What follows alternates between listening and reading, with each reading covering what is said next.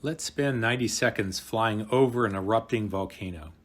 In May of 2018, my wife and I were fortunate enough to be in Hawaii just as Kilauea, the volcano on the Big Island, began to erupt. A fissure opened in the lower Puna area, and lava flowed to cover 13 square miles of land. 700 houses were destroyed, and thousands of people, unfortunately, were displaced temporarily.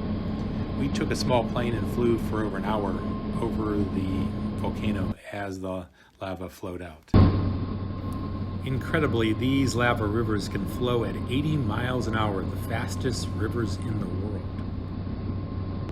When the lava reached the ocean, it created enormous columns of steam, and it also created 800 acres of new land.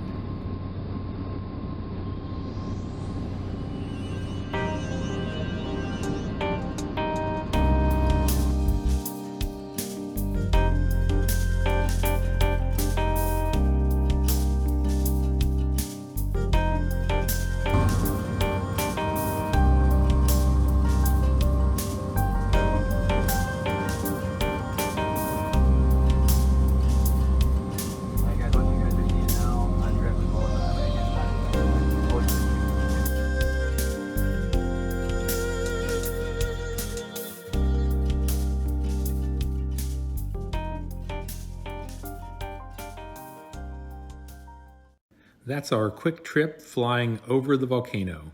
Aloha.